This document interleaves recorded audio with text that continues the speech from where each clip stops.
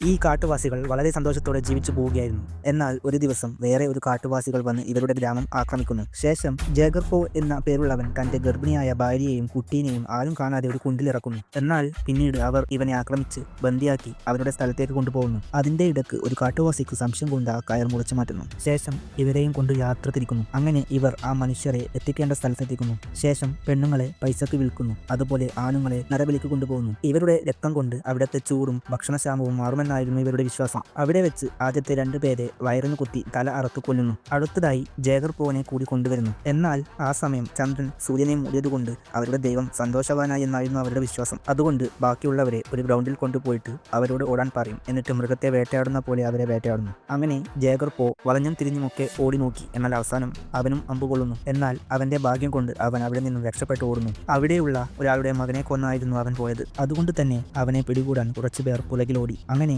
വേദന സഹിച്ചുകൊണ്ട് അവൻ ഓടി ഒരു മരത്തിൽ കയറി കിടക്കുന്നു. എന്നാൽ അതിലേ പോയ ഒരാളുടെ ദേഹത്ത് ചോര ഉറ്റിയതുകൊണ്ട് അവൻ മരത്തിലുണ്ടെന്ന് ഇവർക്ക് മനസ്സിലായി. ആ മരത്തിൽ ഒരു കരിമ്പുലിയും കുട്ടിയും ഉണ്ടായിരുന്നു. സോ അവൻ അവിടെ നിന്നും ഇറങ്ങി ഓടുമ്പോൾ ഇവനെ പിടിക്കാൻ പോയവനെ ആ പുലി പിടിക്കുന്നുണ്ട്. ശേഷം ആ പുലിയെ അവർ കൊല്ലുന്നു. വീണ്ടും അവനെ പിടിക്കാൻ ഇവർ നിർത്താതെ ഓടുകയാണ്. എന്നാൽ ഒരു വെള്ളച്ചാട്ടം എത്തിയപ്പോൾ ജേഗർപോ എടുത്ത് ചാടി രക്ഷപ്പെടുന്നു. എന്നാൽ പിടിക്കാൻ പോയവരും അതിലേക്ക് ചാടി. അങ്ങനെ ഇടക്ക് വെച്ച് ജേഗർപോ ചിലരെ ബുദ്ധി ഉപയോഗിച്ച് കൊല്ലുന്നുണ്ട്. അതിന്റെ ഇടക്ക് ശക്തമായ മഴ പെയ്യാൻ ആരംഭിക്കുന്നു. ജേഗർപോന്റെ ഭാര്യയും മകനും ആ കുണ്ടിൽ തന്നെ അകപ്പെട്ടു പോയിരുന്നു. ആ സമയം ആവുമ്പേക്ക് അവൻ അവിടെ എത്തിയിരുന്നു. എന്നാൽ അവന്റെ പുറകിൽ 3 പേരുണ്ടായിരുന്നു. അതിലെ ഏറ്റവും വലിയ ആളെ അവൻ തന്റെ കെണി ഉപയോഗിച്ച് കൊല്ലുന്നു. അപ്പോഴേക്ക് ആ കുണ്ടിൽ വെള്ളം വളരെ ഉയരത്തിലെത്തിയിരുന്നു. അവിടെ വെച്ച് തന്നെ അവൾ പ്രസവിക്കുന്നു. അങ്ങനെ ഓട്ടത്തിനിടെ കപ്പൽ വരുന്നത് കണ്ട് ബാക്കി 2 പേരും നോക്കി നിൽക്കെ ജേഗർപോ പോയി തന്റെ ഭാര്യയെയും 2 കുട്ടികളെയും രക്ഷിക്കുന്നു.